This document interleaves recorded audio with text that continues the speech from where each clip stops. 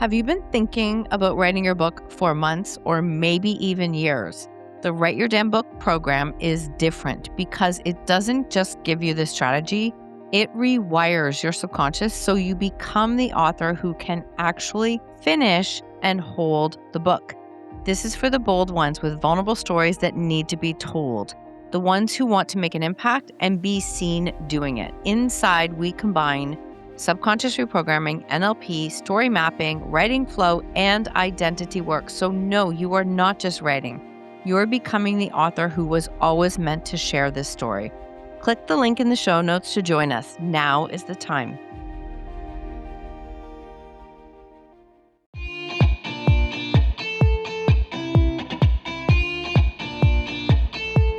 Welcome to the Own Your Choices, Own Your Life podcast. I know you are here wanting to change and rewrite your story. You are desiring to step into the impact that you know you are here to create.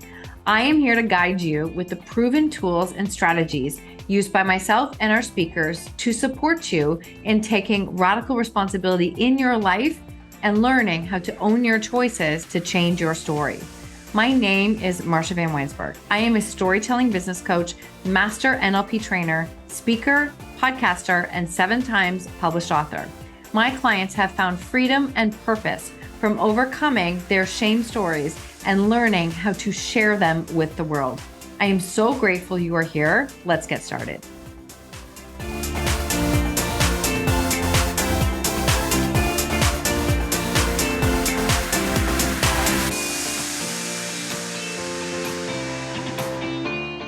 Welcome back to the show. Today, we are speaking with Tim Rexius. Tim is a serial entrepreneur, speaker, and founder of multiple thriving companies in the health, nutrition, and fitness sectors. From humble beginnings, sleeping in his car and heating ketchup packets for meals, yes, you heard that, Tim built an international brand presence across 16 countries and over 6,000 retailers worldwide. He balances leading 4 businesses, raising 6 children, and maintaining a thriving marriage. Tim delivers practical, no-nonsense insights on leadership, entrepreneurship, resilience, and personal growth, inspiring others to overcome challenges and take full ownership of their lives and choices. This is such a fantastic conversation, and I cannot wait to share Tim's story with you on what it takes to build a future from scratch. Welcome to the show today, Tim. I am really looking forward to this conversation. Me too. Thanks so much for having me. Oh, my pleasure. So you are a guy who has created a lot of different businesses and some pretty unique things that you have created. Can you share a little bit about who you are and what you have today? Because we're also going to kind of dive back into your story. Absolutely. So I'm the founder and CEO of the Rexius Nutrition Store chain. We have physical locations across 7 states here in the U.S. That's been going about 16 years now. I'm the founder and CEO of Vital Health International Nutraceuticals, currently selling in 3 countries.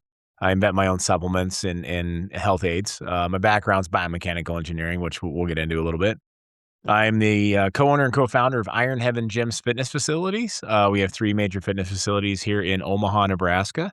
There's a story behind that one too, and then the big one that we've gotten really famous for is the Omaha Protein Popcorn Company. Kind of rebranded that about 2 years ago. We launched into 16 countries, about 60,000 global retailers so far, and it's going like crazy. And then Timothy D. Rexius, keynote speaking and business coaching. So I do a lot of keynote speaking across the U.S., Mexico, and a few been over the Middle East, done it there as well, and that's just fun. That business is really business. I just do it for fun. So. Well, that business also, I'm sure, feeds some of the other businesses. People get to know you, right? They get to know you and your story. I mean, I think, yeah. I mean, it's all about the brand, right? It's the brand yourself. You are the brand. You are synonymous with your brands, and the fact that my road to here is so windy and turvy and U-turns and flipped upside down craziness, I think tells everybody, God, if this guy can do it, maybe I can do something. So, yeah. And that's why you're here, because these are the kinds of stories that we love. I do think that that's a piece of it. It's like where you start does not have to be your ending. It might feel like it at times. Can we just pause for a second on the popcorn? Because I'm just like, let's just talk popcorn for a second. Okay.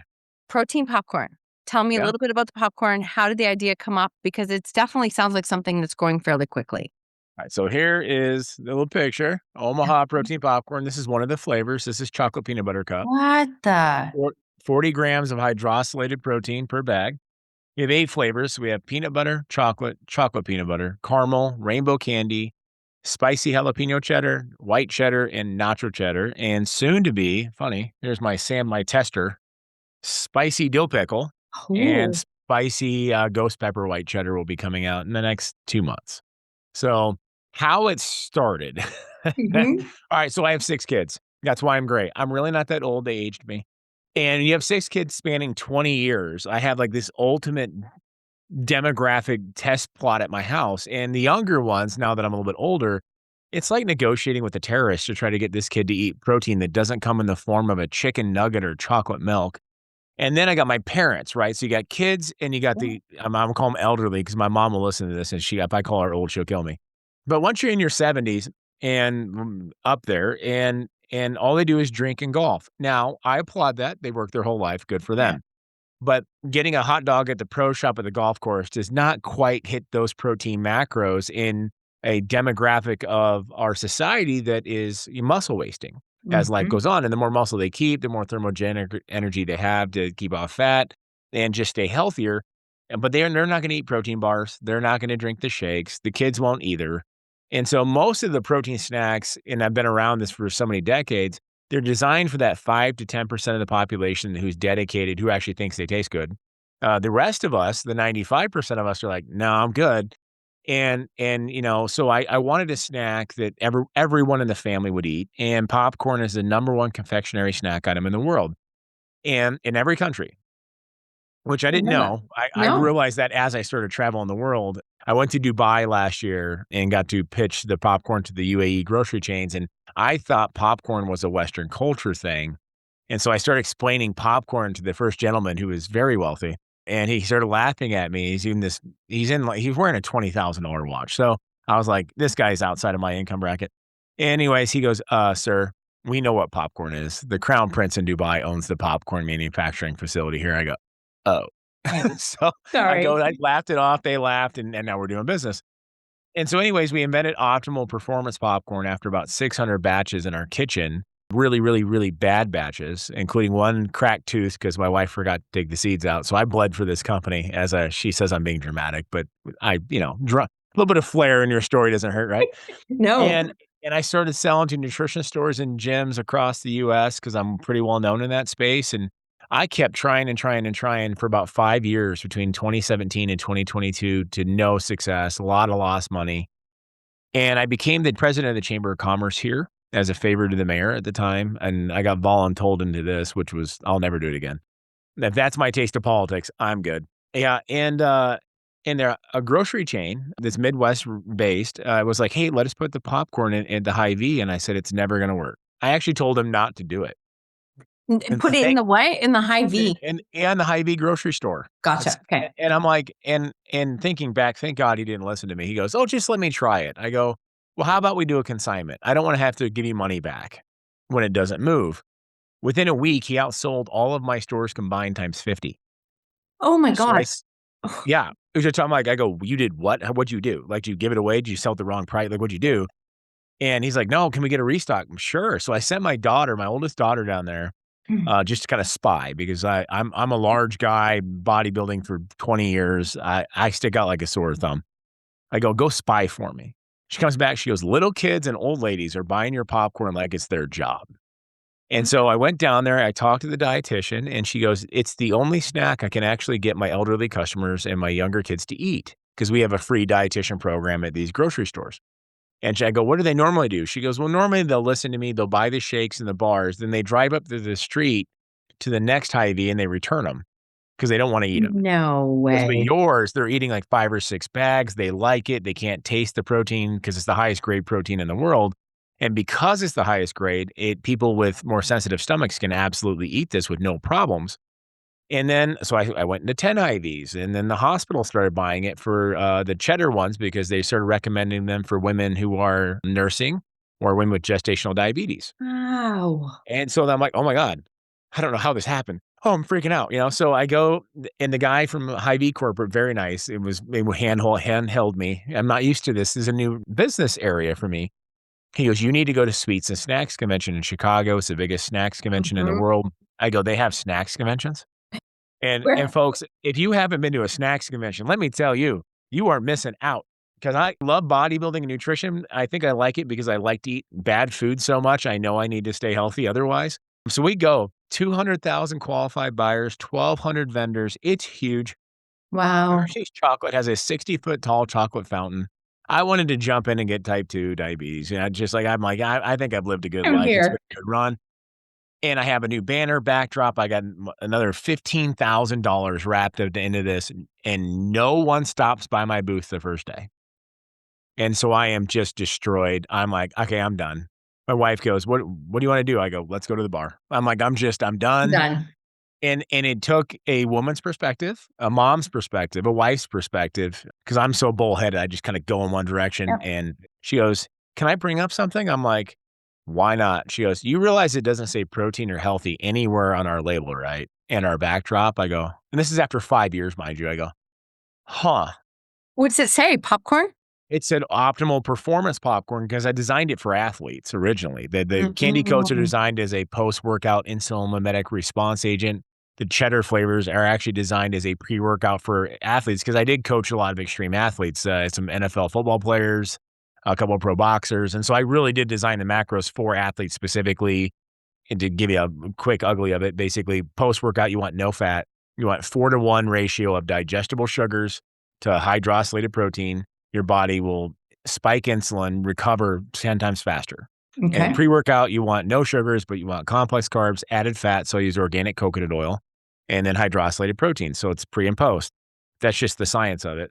And so everything I always sell has always been healthy because that's been my life for 20 years. I didn't, and I wanted to create it for the Gen Pop people, but my wife brought out a very good point. As we're driving to Staples in Chicago at 10 o'clock at night to get a banner that said protein popcorn made on it, she goes, "You do realize you haven't gone grocery shopping in 10 years, right?"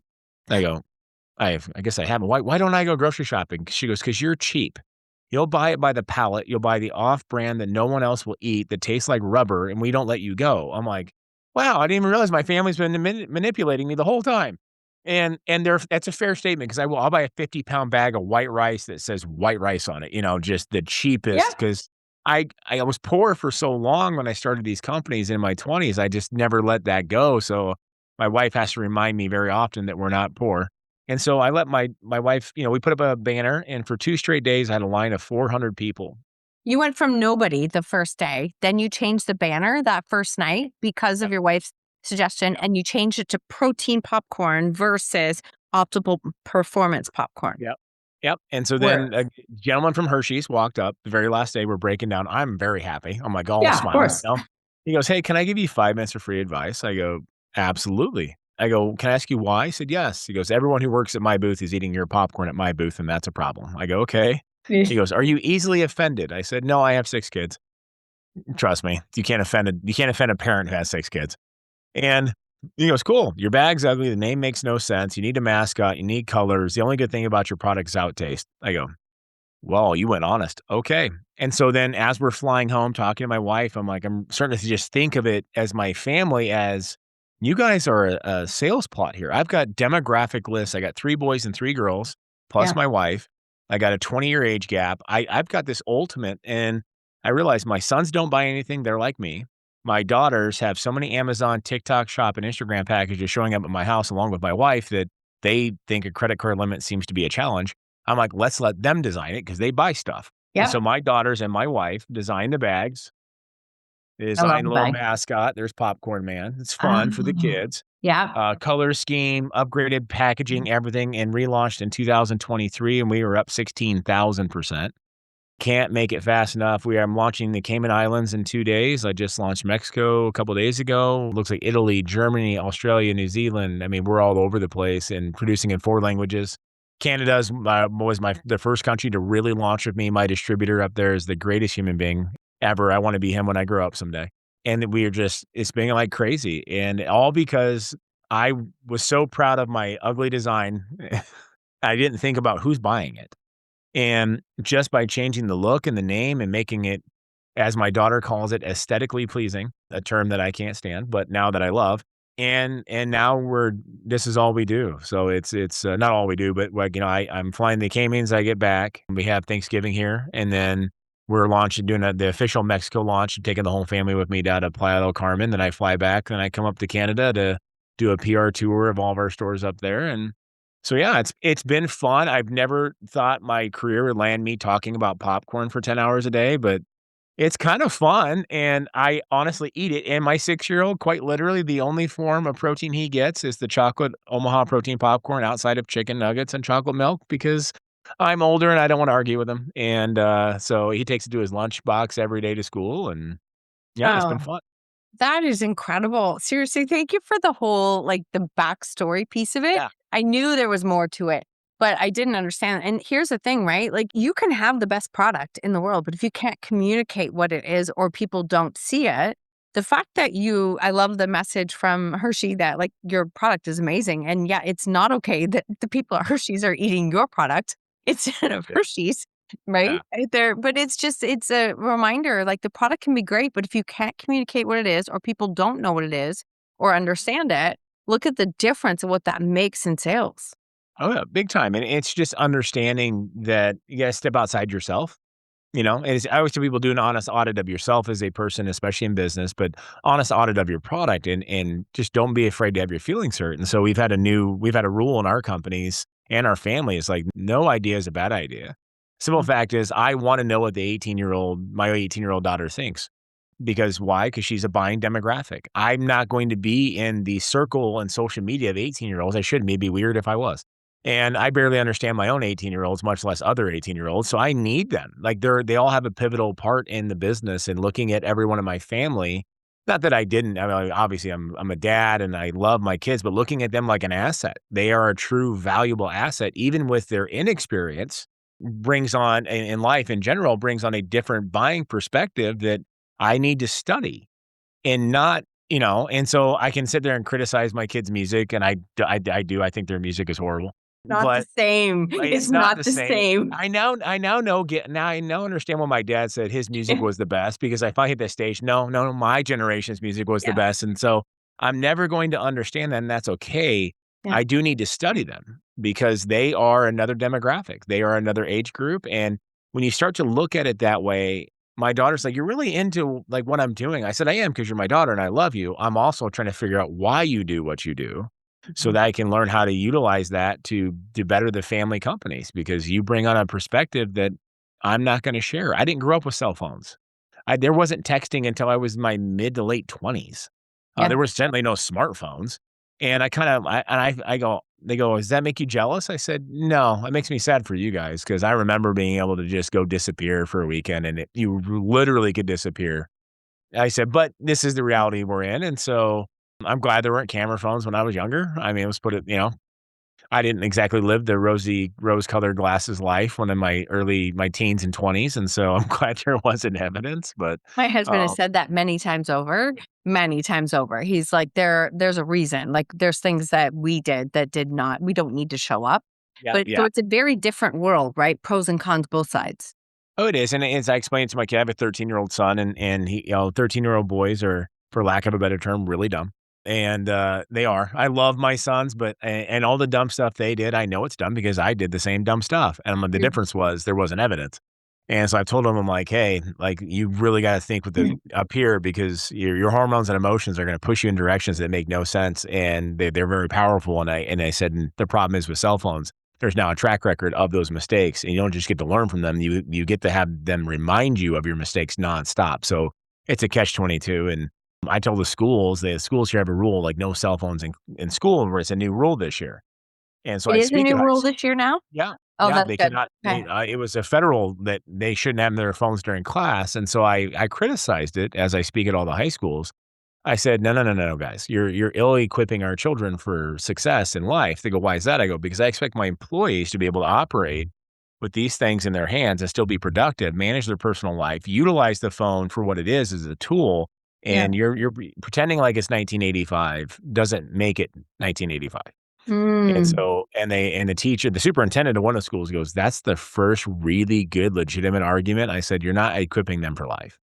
I said, "The best thing we can do is say, not pretend like they don't exist, but teach these kids the tools emotionally, analytically, how to handle this. That's what we need to be doing as parents. That's what we need to do as educators and as business leaders."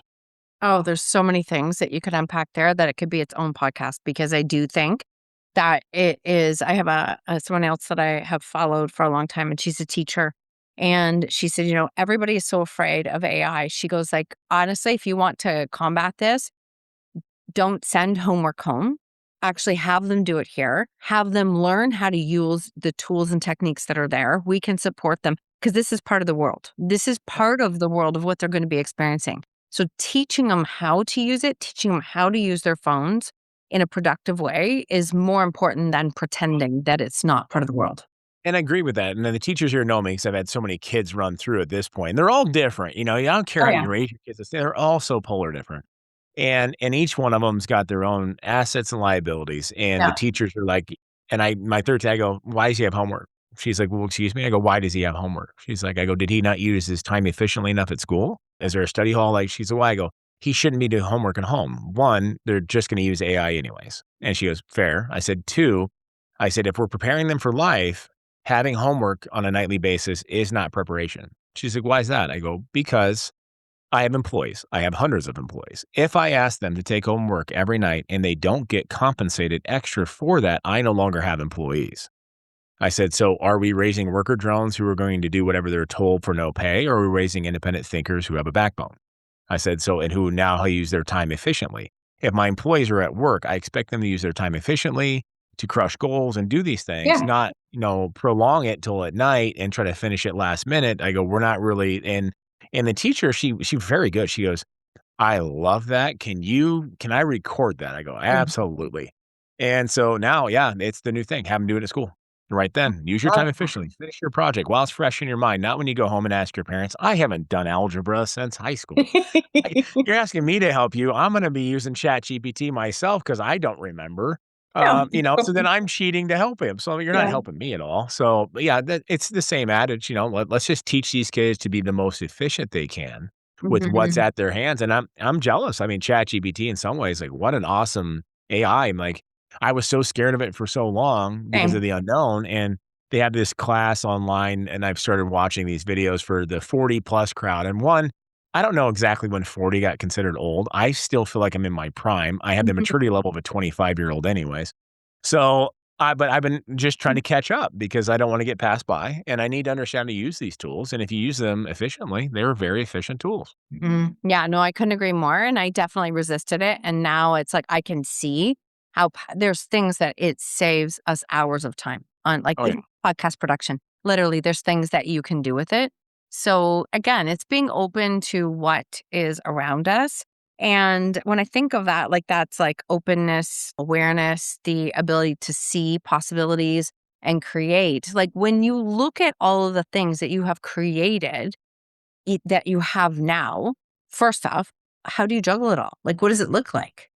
All right. So I had a friend of mine come over there night, was looking for some life advice and coaching as he's scaled up multiple Yeah. businesses, the family, and like I go, "I calendar." He's like, "Well, yeah." I go, "No, no, no, no. I have 7 calendars, and they all feed into one app." And he's like, "Why?" I go, "Because I have a family meeting. Well, first for the family, I have a family meeting once a quarter. Beautiful. My wife cooks. My wife is a phenomenal cook, which is why another reason why I have to work out because it's good and I'll eat too much. And she's just great at it. And we have the family, the boyfriends, the girlfriends, my son-in-law, whoever, they're all there. We all eat the meal. And then I have about 15 to 20 minutes of Q&A. Like, here's what we're doing. Here's the craziness. Here's what dad and mom are doing. Here's where dad's traveling. Here's my, schedule. Here's the goal. Here's what we're trying to accomplish. I bring the kids in at fourfold. I mean, the 6-year-old, the 13, 18, 19, 20, 25, all of them.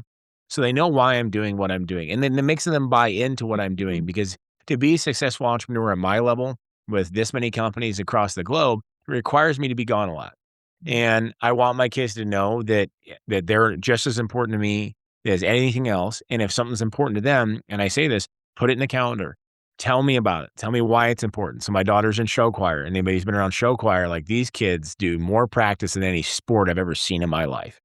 singing and dancing. Now, is it my jam? No, but she's so great at it, and she's asked me not only to be at some of the events, but to be a show choir dad where I help set up and take down. I'm like, I really don't want to do this, but I'm going to do this because she's a senior. And I'm like, okay, well, let's look at the calendar. Let's put some dates. Like, hey, I'm in town this weekend. Can I do? Yeah. And we just put it in the calendar. So my kids get to see every country I'm in, every state I'm in, everything. So they know where I'm at. So they know that when I make it to something, it's because they're important. They're my priority right now. And I want to be present. My staff gets to see every podcast I'm on, whatever company it is, business partners all get to see what I'm doing at all times. And what I found is two things. One, I get a lot more understanding from people that just how what busy looks like. Two, I get better work production out of my staff because they realize that there's never going to come a point in time where they'll ever put in more hours than me. And so we had a water leak at one of our gyms in the bathroom. And I actually wasn't busy at that 2 o'clock time. So I drove over there and here I am with a mop and a shop vac and I'm cleaning up. And Mhm. my staff go, "What are you doing?" I go, "Well, I'm calendar. I'm not. I'm actually open right now." They go, "So you're cleaning up the bathroom water?" I go, "Yeah." Mhm. With the amount, like, man, I love this, and here we are. Just there's no job that is beneath me at all. And if you lead that way and calendar it out, so I live and breathe by my calendar, and that way it's all planned. That includes date nights. That Mhm. includes everything is calendared out because you've got to make it important enough to put it down. And if you structure your life that way with the families and the businesses, it'll work out fine. It's our inability to plan is usually the problem. Like, oh, I'm going to work out tomorrow. I'll find a time during the day to do it. No, you won't. You will Mhm. find other things to fill it. So I have to calendar out to make it purposeful intention of doing XYZ from everywhere from, I'm doing a journal Bible thing. So I'm like, okay, here's my 10 minutes for this. And here's my 10 minutes for that, my 20 minutes for that. And yeah, it makes, so if you have a sick day, it sucks because you're Yeah. like, oh, yeah, yeah. For me, it's been about the calendars and just really getting into it. And that way everyone knows that if they have something that's important, they're gonna put it in the calendar. And my daughter will put, "Dad can't miss." Okay, fantastic. I'm not missing it. Oh, I love that. I love that. I think it's Brendan Burchard, and he said, like, if you are not like, show me your calendar and I'll tell you your goals. Like, show me your calendar. And that's like, he's like, and if where you are today, look at your calendar for like the last 3 months because it's indicating where we're at. And Yeah. so I have very much weird color coded. I've even go to my paper calendar sometimes just to see it all together. So I love how you do that. And I love how you're sharing that piece of it. And, for somebody who has created so much success in so many different areas of your life, it'd be very easy to just assume that it's always looked that way, right? That Yeah. you walked into like this is how you walked in, this is how you were raised, this is what it looked like. And that is definitely not the case. And I think it's really important to share that early part of your story because we want to bridge the gap of how you got to here. I always say that it took me 25 years to become an overnight success because I get that a lot. Like, "You're everywhere." I'm like, "Yeah, I wasn't always." At least not in the public eye. 25 years ago, literally, right about this time, I was 19. I'll be 45 here in a couple weeks. I was homeless, sleeping in my Oldsmobile. I always tell, I bring a picture of it with my phone when I talk to the high schools if it's a new high school for the first time. And, it's a 1983 Delta 88 Oldsmobile. The way they used to build cars, 38 feet long, glided down the highway, all 9 miles to the gallon you used to get. Mhm. And I always say, well, it's 38 feet long. It's more like a two-bedroom apartment. And it wasn't until the engine died, then it was an immobile apartment. That sucked. But, Nebraska gets cold. Mhm. And, I started getting cold and, but I got my way out of that. And I really got to understand what it's like to be hungry. And I explained that in a way that we used to have an expression. It feels like your belly button is eating your spine because you're just so hungry. And Yeah. I had to steal ketchup packets from a couple different restaurants and we boiled it in water. Buddy still had work in electricity. And that was tomato soup and did that several times. Showered at the rec center for college because I was still playing football, but it was the summer when I first got into that situation. And to be 100% transparent, like I had enough money to pay my attorney because I had done some dumb stuff, got in trouble for drinking underage, Yeah. and I had to pay the attorney, and I had just enough money to either pay my rent or buy a lawnmower and start a business. But I Wow. also knew that if I paid my rent in 30 days, I was kinda screwed because I didn't have a job. So I was like, okay, we're gonna go for lawnmower and business. So I took my $500, bought a lawnmower. And Buddy he was also having struggles, so he had a truck, and we broke in the computer lab at Wayne State College. I think the statute of limitations is gone. Illegally printed off 1,000 flyers that said "Poor college kids lawn service." Illegally stuffed them into mailboxes all over Wayne and Norfolk, Nebraska, including the police chief, whose lawn I subsequently got to mow for free for the rest of the summer. Yeah, and, it just we started like, "Hey, can you guys bag my lawn?" "Oh, absolutely," and my buddy's like, "Where are we gonna dump this?" "I have no idea. Let's just leave the top Yes. open in the back of the truck and drive 60 miles an hour down a country road," and that's what we did every day. And finally kinda got my lawyer paid off, got some money saved up. NCAA found out because I was playing college sports and was able to just enough money to get back into a room, when it started getting cold, which was nice, and, but that changed me forever. And my Mhm. wife every once in a while will remind me that I'm not poor because I act like it. It was probably about 6, 7 years, 8 years ago maybe, and the companies are doing well, and my wife goes, "You need a new car." I'm like, "No, I don't. My car's fine." She goes, "You have the oldest car in the company, and we employ high school kids. You should not drive the biggest piece of junk on the planet."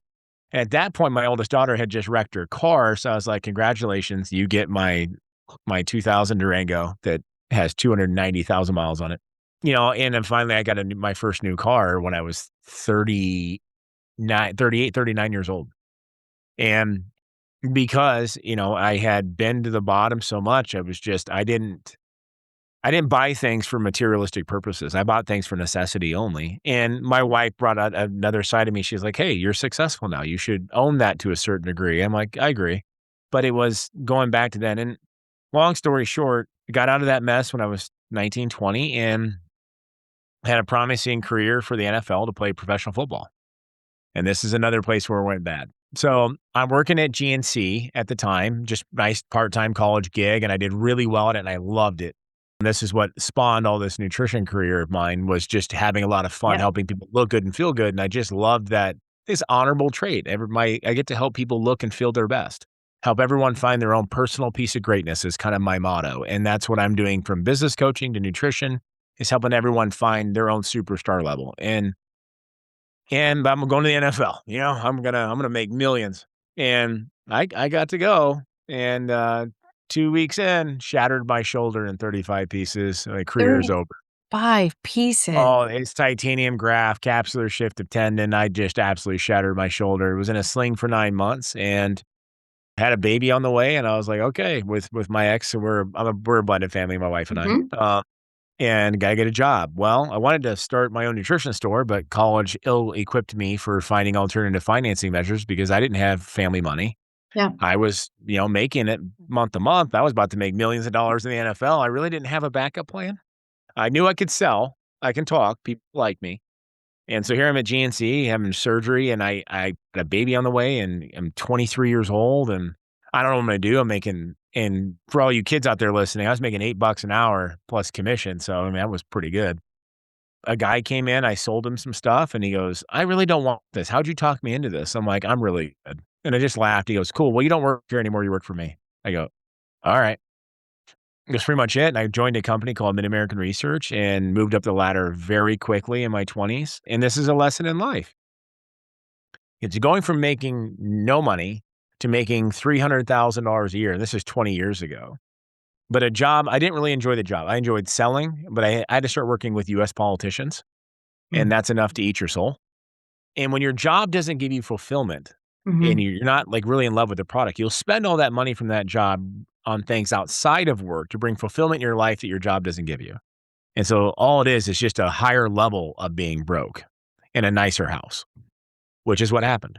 I spent every dime I made. Different car every 6 months, got a brand new house, brought into real estate. And any of you guys around remember, my age, the '08, '09 housing crash? Yep. Yeah.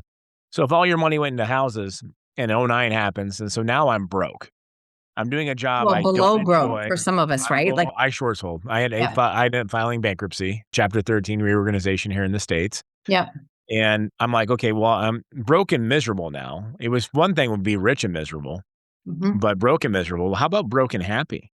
Hmm. Why not? It's a concept. I'm just young enough and dumb enough to do this. Why not? So I moved back to Omaha, Nebraska, where I'm at right now, started my first nutrition store in 2010, completely bankrupt, literally starting completely over, living in a rundown duplex with my kids, and realized, I'm like, I don't want them to have to go through the same struggles I did, but I also want them to see their dad happy. I wanted to get in shape. I wanted to be happy. And so, and I was going through divorce, and here now I got three little ones at that point. And in walks my wife, first female sponsored athlete at Rexius Nutrition. And she wouldn't talk to me. I'm intimidating to most people. I get that. But she had her oldest daughter, who's now my daughter, Yeah. with us. And I hired her for Christmas break. And when she was like 11 or 12, 13. And so the whole time she was working for me, I'm like, hey, this thing with your mom, make that happen. So I used my oldest daughter to get a date with my wife. And I'm persistent, man. I got to use every angle I got. And within 1 year of me meeting my now wife, we went from one state to 5 states of operation for the Rexia stores. We expanded 500%. And for me to find somebody who believed in my abilities that much gave me the confidence I needed to go ahead and go, let's do it. Mhm. And it was amazing because I think that's what it was. I was so paralyzed with the fear of being homeless again and having my kids experience that I did just enough to be successful, not enough to be daringly successful.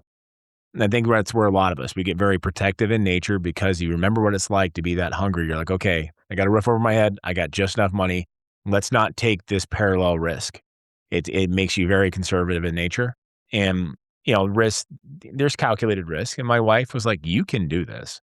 We can do this. And I'm like, okay. And that's really how what led into my career is the fact that I had somebody in my corner that believed in me more than I believed in myself. You nailed that right there. What a great thank you for sharing. I'm saying great story. It's real. Like, thank you for sharing that because it really is like you talk about the earlier part of your story where, yes, you had the money, but not the fulfillment, didn't love what you were doing. And so, what's the purpose of the money then at the same time? Because you're always chasing outside of yourself. All of a sudden, then you're in a space where it's like, okay, I lose it all. Now I'm like broke and unhappy. What can I do? And you go back to it's like we're back the GNC, like, look, that model, like a store, and what does that look like? And then all of a sudden now you have somebody who can see something that you can't see necessarily in yourself at that time, and look at how fast it continues to grow.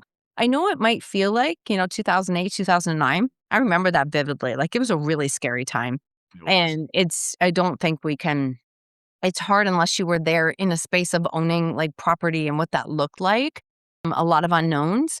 But in the big picture, like 16 years, it doesn't feel like 16 years feels like a long time, but look at what you've done and created in that time and have, like, happiness, fulfillment, partnership. Like, it's like so now it feels like it's all kind of come together in such a beautiful way. It has, and we've had some risks, obviously, and we've had Yeah. the COVID lockdowns that affected the businesses in six ways to Sunday. And I Yeah. remember at that point, I kind of got this the fear monkey on my back again. And my wife goes, "Hey, just want you to know," as I was like going through my thing, and she's my safe space, she's my peace, Yep. and so I can kind of get my crazy out, right? And Yep. she goes, "Hey, just so you know, if we have to live in a van down by the river," she goes, "we're gonna live in the coolest van down by the river you've ever seen, so we're good." I'm like, she goes, "You have the expertise, you Mm. have the foresight.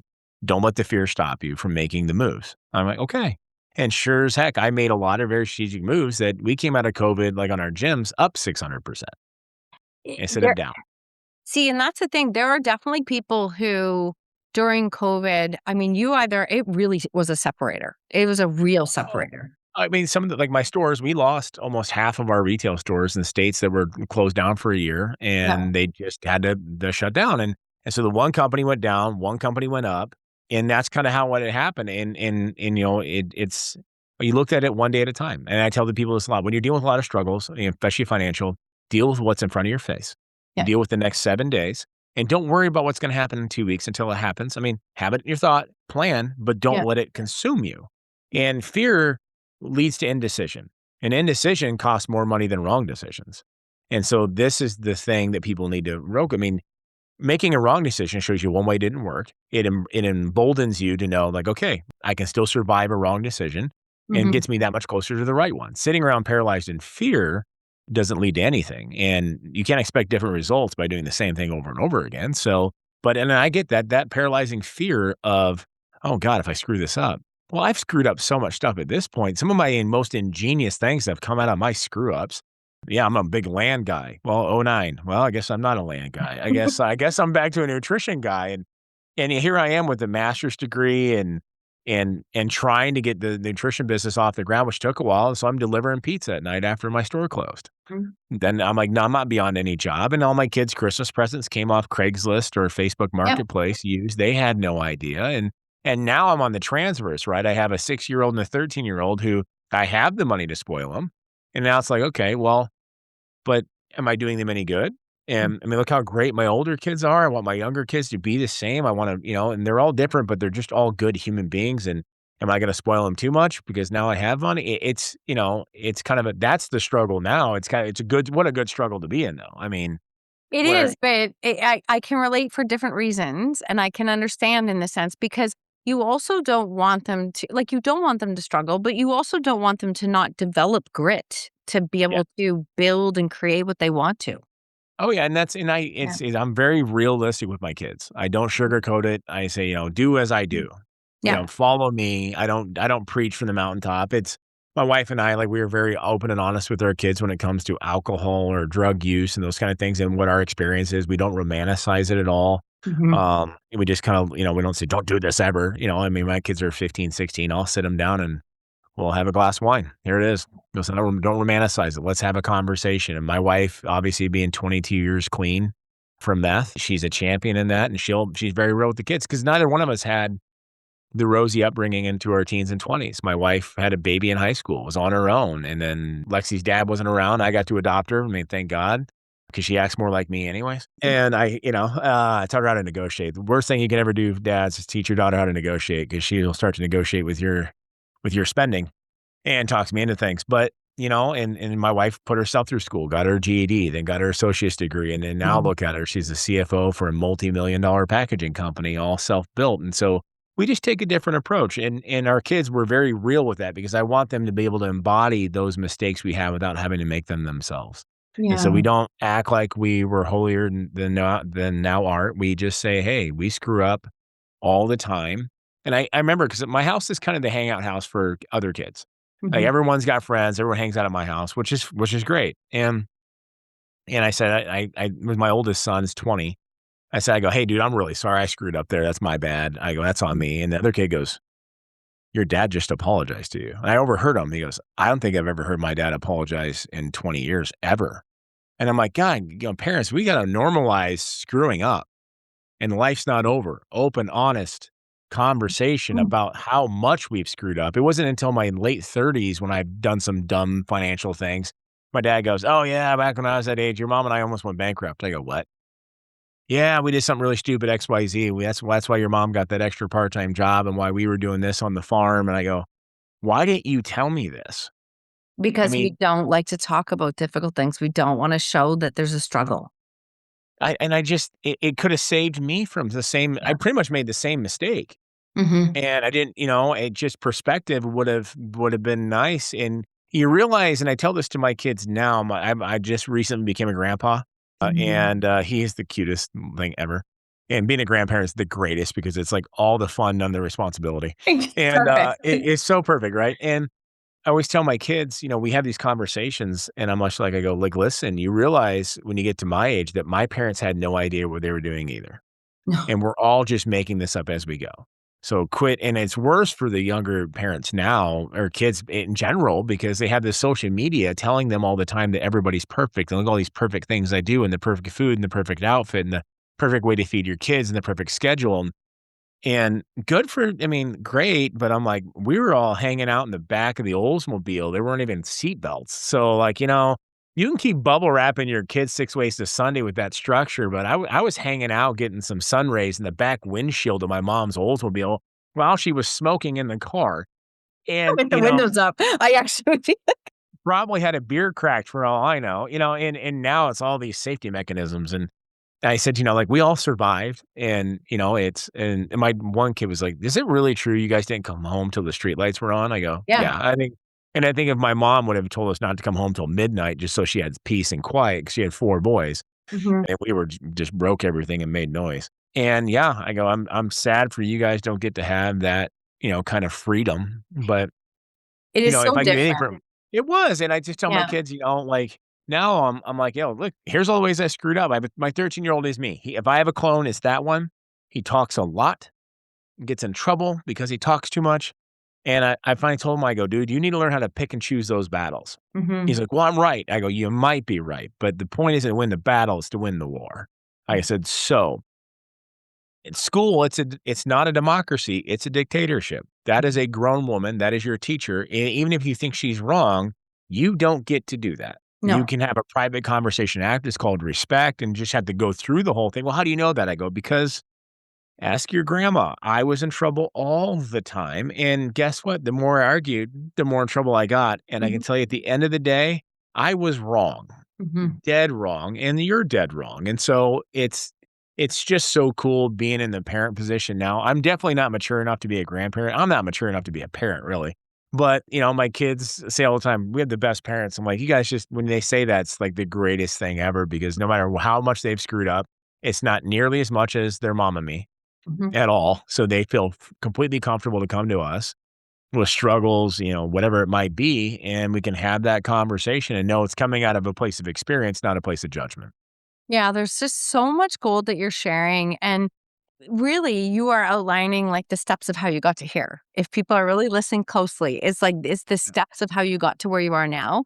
And when it comes to, like, the name of the show is Own Your Choices in Your Life, like, there are times where you actually have to not well, have to, but be in a space of ownership of like, "Yeah, you know what? I kinda messed this up. I kinda screwed this up, and that's okay. I'm not gonna beat myself up about it. I can make a different decision, right? I can do something different, but I'm not gonna sit in a space of blame. Yeah, this is where I was and this is what I did." Like, I have had the very similar conversation with my own kids in a sense that I promise you I made a bazillion mistakes and I've apologized for so many of them.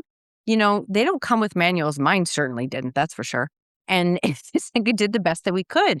But I'm open to saying, like, as we know better, we can do better and we're always learning. But I'm not beneath apologizing for something that I can see that I could do differently in the future. Yeah. Oh yeah, and that's just now and people always seem to think money is the great solver. It's not. And it's the old rap song from the early 2000s, more money, more problems. And I've had this with the high school kids when I speak to them and the college kids. "Well, you can say that now because you got money." I said, "Oh, you guys are so ill-equipped for anything." They go, "What do you mean?" I go, "More money, more problems." I said, "There are other addictions." I mean, all of a sudden, if you have more money, the kind of drug you might get addicted to just happens to be higher class. They said, "What about you? Like, you got it figured out." The hell I do. A couple years ago, I had surgery. I had double bicep surgery.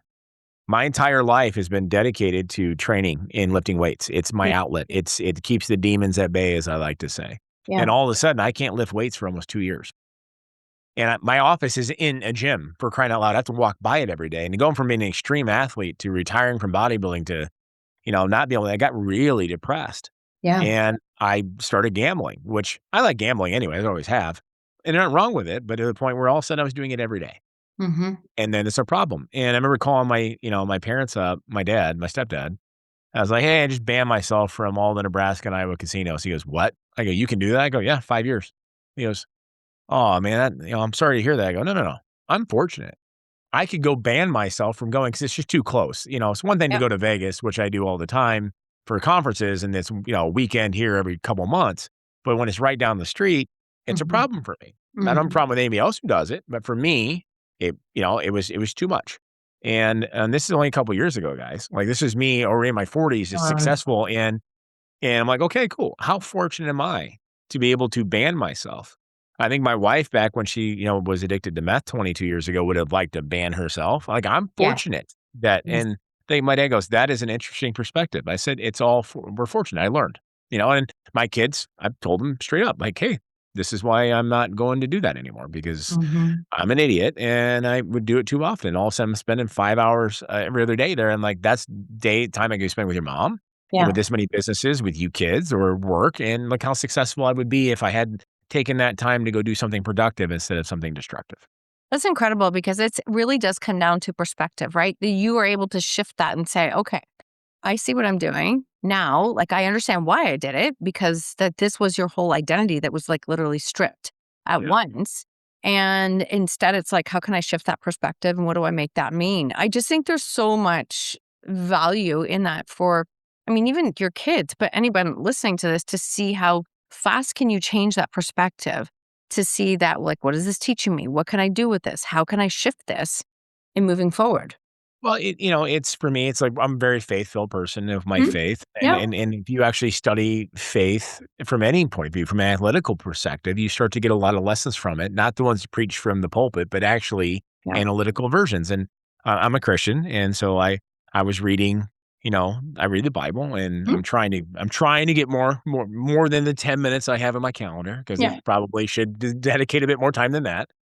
And you start reading it, and I'm like, okay, if you really look at like in the Christian perspective in the New Testament, it is a bunch of stories of people screwing up. Mhm. That's really what it is. If you break it down, pull away the emotion, look at it from an analytical point of view, a compartmentalized point of view, it is a plethora of stories of human beings constantly screwing up. It's what it is. And all of a sudden, you're like, huh, well, these are people that we've studied for 2,000 years, and we glorify the fact that they are all mess ups. Mhm. So am I. Okay, now you're in good company, Yeah. and I think that it's especially today's society of social media and everything's publicized, we're so afraid of screwing up. So I've gotten really famous online because I constantly admit the fact that I screw up all the time. I had a video not that long ago because I just saw all these big influencers, the guys that I do these speaking engagement with on the big stage, talking about how they're just crushing it in a new car and new this and nothing wrong with being successful and showing off. Good for you. I decided to show a video because we were all doing videos. Like, everyone show your best accomplishment. And then I go, okay, cool. My best accomplishment, I was standing in front of a stack of 30,000 boxes that I arrogantly didn't measure twice. I measured once, ordered once. You always say measure twice. And so those 30,000 boxes were 8 inches too big. And so I got the glorious opportunity of shelling out $50,000 for my own mistake, which is a lot of money. Yeah. And I was walking by them every day for about a year, just reminding myself of how dumb I was and how Oh, measure twice, order once. And so I'm like, you know what? We're gonna throw this up I on love Instagram. So I it. did. And all these messages pouring in from all these entrepreneurs all over the place go, dude, that was the best video I've ever seen. Thank you. I just screwed up here. I just screwed up there. And I go, we've got to be okay with admitting our faults publicly Yep. and saying, like, hey, that's not a negative. That's a lesson that's going to build my business acumen to make me better. And, I think that just needs to be more normalized. So if this loudmouth from Nebraska with gray hair needs to be the one starting the trend, good. I'm You fine with it. I got you nothing to go. hide. So I'm gonna do it. Yeah, you go. I think there's something so gold in what you're sharing right there, and I thank you for doing that because I do think that we might look at other people's highlight reel, but what we're actually craving is to see that, oh, I'm like that's just like me. Like I Yeah. I do the I mean relative, but I might do different mistakes that feel huge at the time. And that's how we build that connection with people, like being real. I love that. I love that I try and be as real as I can. And I like to share the mistakes and the things that, having a bad day. Honestly, one of my clients said to me once, if people could see how much you actually coach yourself every day, they would because they think people think you have it all together. It's like, no, it's like this can be a working mess every single day, but I figure it out and I keep going. Well, it's just, I had somebody over at my house not that long ago. It was lastly 2 weeks ago. And they're like, oh man, I'd love to do that to my backyard. I'm in the middle of this major backyard remodel, which now I'm trying to get done before the snow hits. Yes. So, but by tomorrow. So he goes, that's cool. I bet that costs a lot of money. I said, well, no, the bid was really high, which motivated me to watch some YouTube videos and do it myself. He goes, what? I go, I've been doing this for 6 months. He goes, you're the one? Yeah. How? I go, at night when I'm home, and that's why it took 6 months. It should have Mhm. taken 2. And Mhm. they go, why? I go, because I don't have that kind of liquid capital right now to spend Yep. on something like that. And then 2, I get to teach my sons and my daughters how to do certain things. And that's just it. They go, "Oh, I just assumed it must be nice." I go, "Yeah, don't let the glitz and glam get you fooled, son. Like, I don't have the financial ability to do that because, I mean, yeah, I'm doing successful, but everything I have is tied up Yep. into different companies. I'm not sitting on a pile of gold. I don't sleep on a bed of $100 bills. I don't brush my teeth with a 14 karat gold toothbrush. I mean, as a business owner, we're taking constant risk, and Yeah. so we're levied different ways. There's a freedom to it, and there's also a stress component, and that leads into a lot of times what I talk about the high schools and universities is being honest about yourself on it. I mean, you may want a certain lifestyle because you attract to somebody that you or admire to somebody, you want to level up to somebody, but is that in your skill set? So Mhm. having an honest audit of who you are and your strengths and weaknesses is something that we need to do more often. And it's like my wife can multitask circles around me. I Mhm. mean, she can multitask like me just changing my socks. Like she's just so much better at it than me. And so I've been very real with my staff, like, "Hey, if I'm doing, like, math," they go, "Yeah," I go, "Just don't, because 'cause I'm just gonna lose my shit. I'm going to lose my patience because I Yeah. don't have the ability to hear you and do that." "Well, your wife does." I said, "I know. She's way smarter than me when it comes to that stuff." But then when it comes to flying off the heel, doing a public speaking engagement, not eating questions, that's me. I don't need any notice. I'll just talk, and it's totally fine. So which is great. I have different people with different skill sets, and so having an honest audit of yourself and saying like, "Hey, I'm bad at these 3 things." Cool. Then you know where you need to get help at. And And there's nothing wrong with getting help in those areas. I think that's no, so we don't have to have it all figured out. I think there's just something so like it just that's hitting in what you're saying really powerful in the sense that, also when there's things that we're not good at, things that maybe don't come easy to us, half the challenge is when we make a story about it, when we make it mean something about us, when we like the have you ever had times where your own, like, language and verbiage of what you might speak to yourself can take you down? Or have you always been a person that's like, "Nope, I know where I'm going and I can keep going?" I know that Yeah. the man in the mirror is the biggest judge, and I think I mean, I do. I constantly have the doubt on me. It comes Yeah. at me all the time, and I just tell it to shut up. And literally, people are like, "It's not that easy." It for me, it was because I was homeless. Yeah. Because I knew there was no one else backing me up. I didn't have another option. It was do this or don't live, and do this or don't eat. And because I was that desolate, because I was that hungry, and I was that alone, I had to tell that guy inside of me to shut up.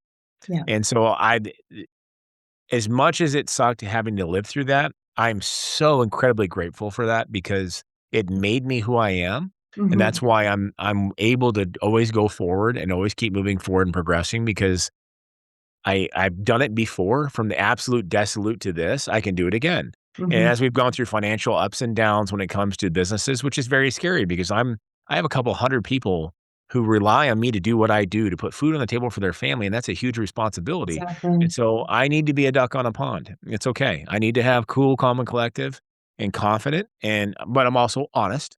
Mhm. And underneath, I'm like, "Okay, we're gonna do this. I don't know how we're gonna do this, but we're gonna do it," and just be super positive and knowing, like I said, my wife really took that if I was at a level 3 of confidence, she took me to a 10 just because she saw it in me. She's like, "You can do this. You're Mhm. not insane." She goes, Mhm. "You're a little crazy, but you're not completely insane." I'm like, "Okay." And so I think had I not gone through the homeless portion of it, I don't know if I'd have that ability to tell that guy to be quiet. Mhm. Yeah, So no, I I think a love lot of that. a lot of my business clients that I've coached have that's the thing. It's that self-doubt. And and I think it's that fear of screwing up or that indecision, that frozen in fear comes forward. And since I've already screwed up so much, I'm not really afraid to screw up again. Yeah. Because I do it all the time. I screw up daily. I mean, it is, and my staff laughs at me because 'cause I'll just call myself out. I go, "Well, I screwed that one up. What'd you do?" I'm like, "Oh, just a little $5,000 mistake." They go, "Oh, yeah, really?" I go, "Yeah, yeah, here's what I did." And I just share it because if we can share those losses together, they all can build some business acumen and some confidence themselves, and if they screw up, they need to tell me, and we share it as a group. One, for them to overcome their fear of screwing up and Mhm. having other people recognize it, so no longer is it a negative, it can become a positive, and that way the whole group can learn from it, so that we all screw up less. Oh, it's amazing. It's amazing advice. I love that. I know I want to respect your time. I want to ask this question because you've got multiple businesses.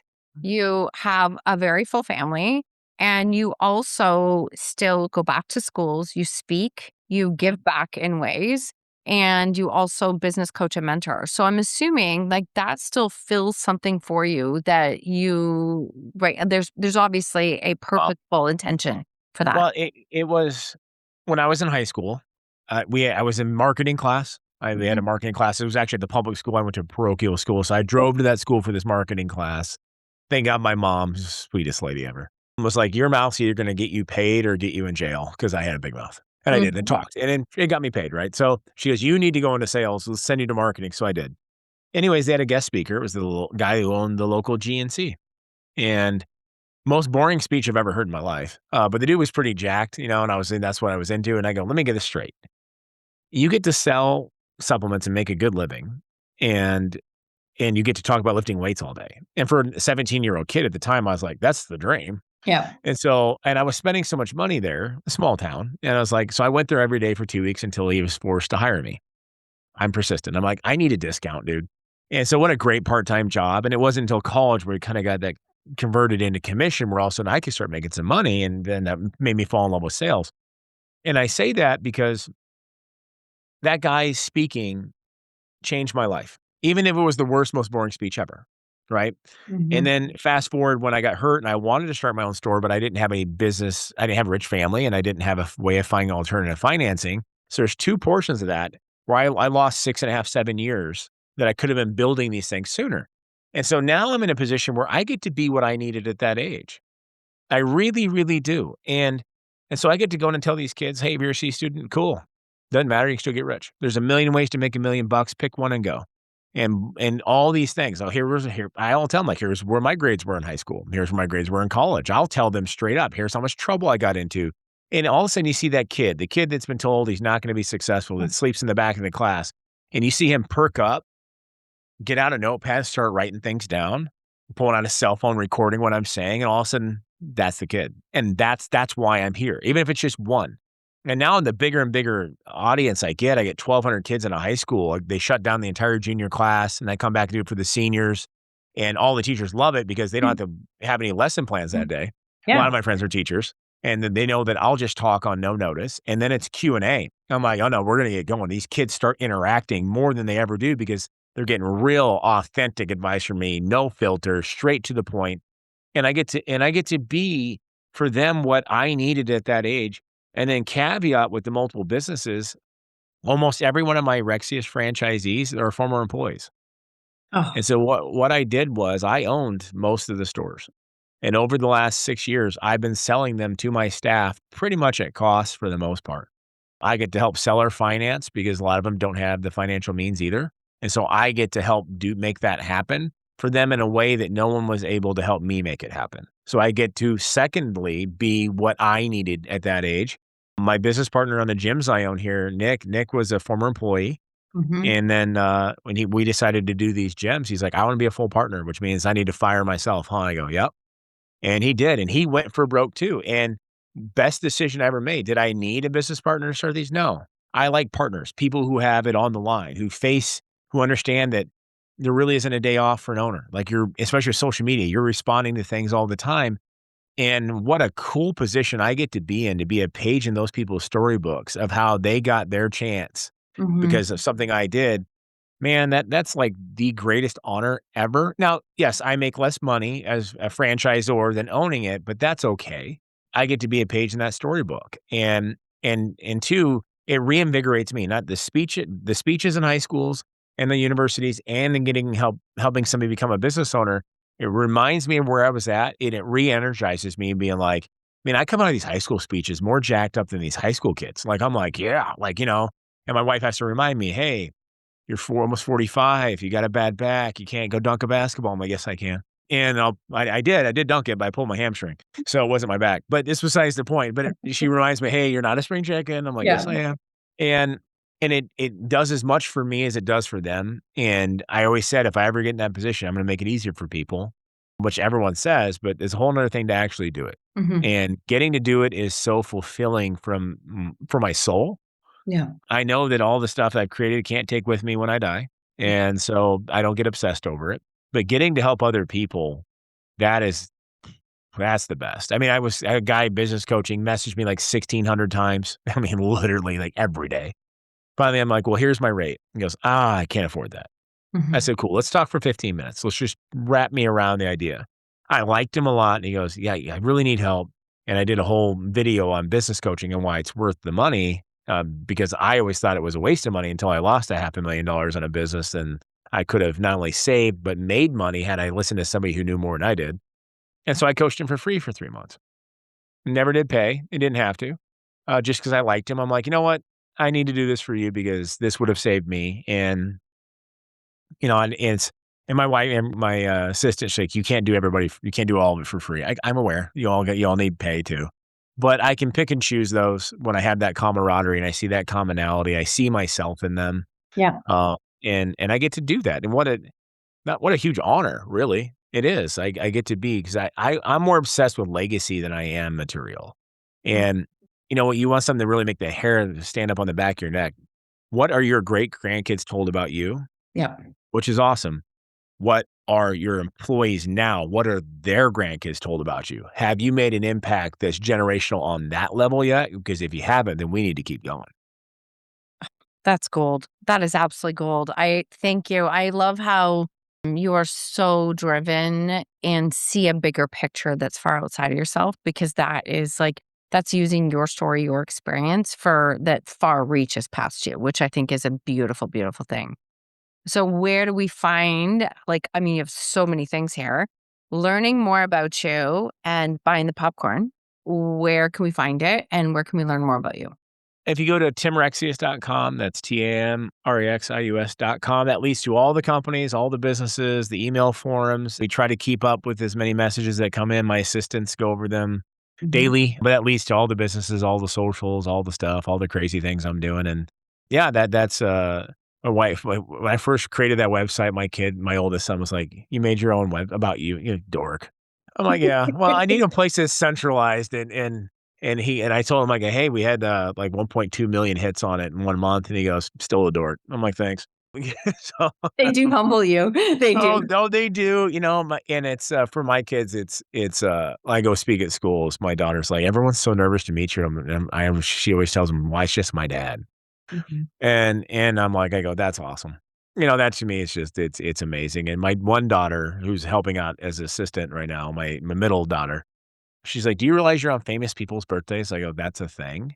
And my other sister goes, "He's on famous people's birthdays?" I'm like, "I didn't know this was a thing." I didn't know it's a thing. She goes, "You started out at 500,000th in the world. Now I'm down to like 100,000th in the world or something. It just moved up." And I'm like, "Okay, whatever. We'd upgrade your bio. You need a new picture." I'm like, "I really don't care, like, at all." She's like, "Well, you get a haircut first. You look scruffy." I'm like, "Oh, okay. Well, you know, it is what it is." But it's just, it's neat. So yeah, I love that. I love it. I have loved this conversation. I haven't laughed this much in a long time. So thank you for, for you're the, welcome. I love it. Absolutely love it. I have one question that I always ask everyone at the end, and I think I have an idea of some of the answers, but I want to ask you is what lesson in life are you most grateful for? Being homeless and being hungry. Yeah. Best lesson I ever learned. And, you know, it's it they there was a song, country song, and I'm not a country guy, so forgive me, but thank God for the unanswered prayers. Yes. And that was it. I remember praying, we're like, "Get me out of this tomorrow. Just let me win the lottery. Let me win a scrap, whatever." Thank God it didn't. Yeah. Because had it been an easy fix, had someone rescued me, had my parents, my family just given me money, I never would have experienced what I experienced and found the drive to be where I'm at now.